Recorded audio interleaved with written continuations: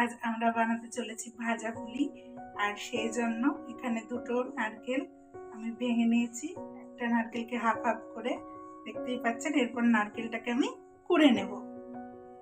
এখানে আমাদের নারকেল কুড়াটা একদম রেডি।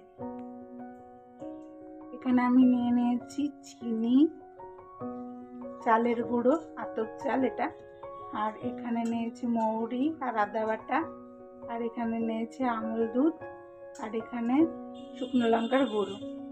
আমি এখানে ওভেনটা অন করে নিয়েছি গ্যাসে। তারপরে একটা কড়াই দিয়েছি ওভেনে। কড়াইয়ের মধ্যে দুটো নারকেল কোড়া কড়াই গরম না হতে দিয়ে দিয়েছি।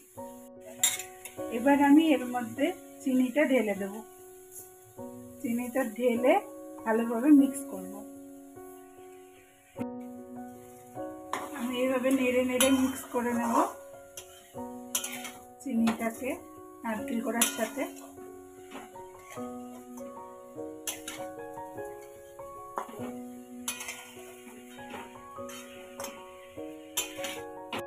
আমি এটা ভাজা পুলির ভেতরে দেওয়ার যে পুরটাকে বানিয়ে নিচ্ছি।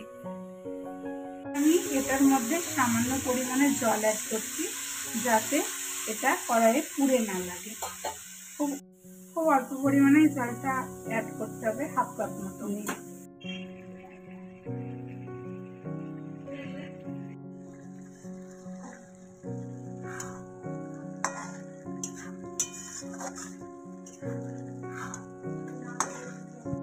এবার এটাকে আমি ভালোভাবে শুকিয়ে নেব আস্তে আস্তে।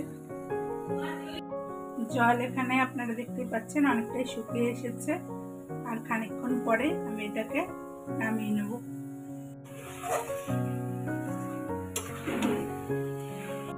এবার আমি আমুল দুধটা এর মধ্যে মিশিয়ে দিচ্ছি,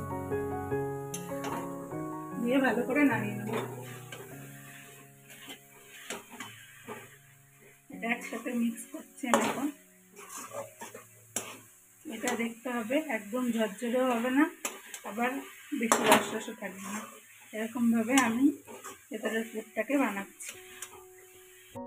আমি এখানে আমুল দুধ ব্যবহার করেছি, আপনারা চাইলে গরুর দুধও ব্যবহার করতে পারেন। এতে স্বাদটা আরো বেশি সুন্দর হবে। আমি কড়াই থেকে নামিয়ে নিয়েছি একটা থালায়। আর এবার এটাকে ঠান্ডা হতে দেবো কিছুক্ষণের জন্য। এখানে আমি কালো কলাইয়ের ডাল ভেজে নিয়েছিলাম। সেই ভাজা কলাইটাকে প্রেসার কুকারে ভালো মতো সেদ্ধ করে নিয়েছি। একদম গলবে না এমনভাবে সেদ্ধ করে নিয়েছি। আমি থালায় ছড়িয়ে দিয়েছিলাম যাতে এটা তাড়াতাড়ি ঠান্ডা হয়। এটা ঠান্ডা হয়ে এসেছে। এরপর আমরা পুলিগুলো বানিয়ে নেব। এবার আমি ডাল সেদ্ধটার মধ্যে আতপ চালের গুঁড়োটা মিশিয়ে দিচ্ছি।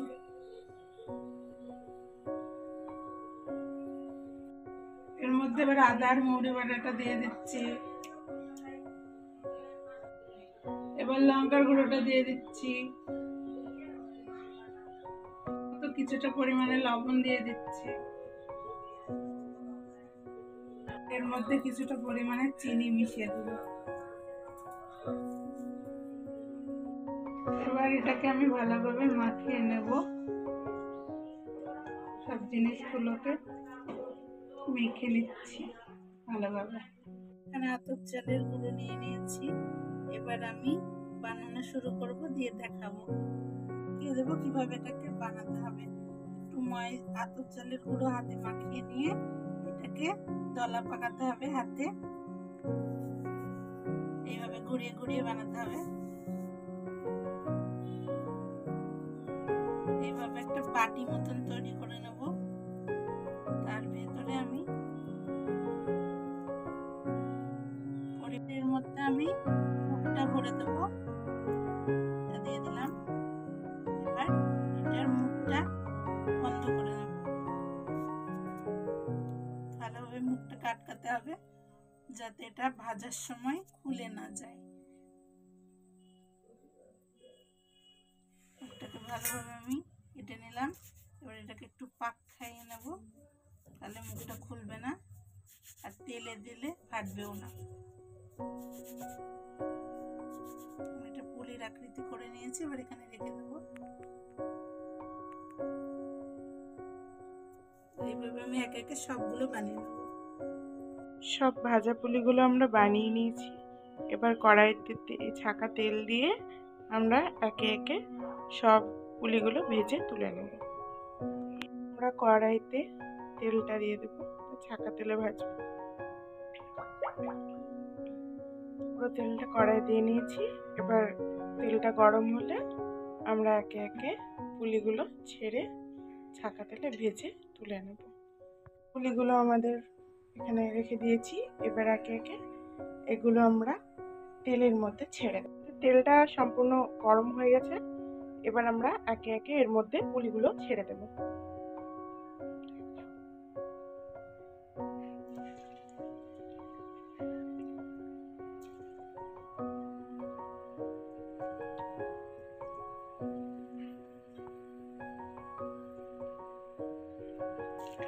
সম্পূর্ণ পুলিগুলো ছেড়ে আস্তে আস্তে নেড়ে আমরা পুলিগুলোকে ভালোভাবে লাল লাল করে ভেজে নেব।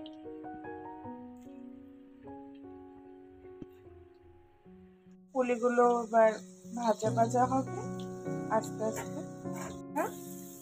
এবার আমরা পুলিগুলোকে উল্টিয়ে নেব।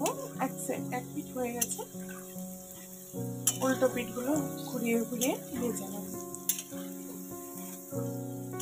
নাড়াচাড়া করে। ওকে মিডিয়াম ফ্লেমে দিয়ে আমরা আস্তে আস্তে নাড়াচাড়া করে করে ভাজবো, তাহলে একটু মুচমুচে হবে। বেশিক্ষণ ধরে একটু টাইম নিয়ে ভাজতে হবে, তাহলে খুব সুস্বাদু লাগবে খেতে। দেখুন পুলিগুলো অনেকটাই লাল লাল হয়ে এসেছে। আর একটু নাড়াচাড়া করে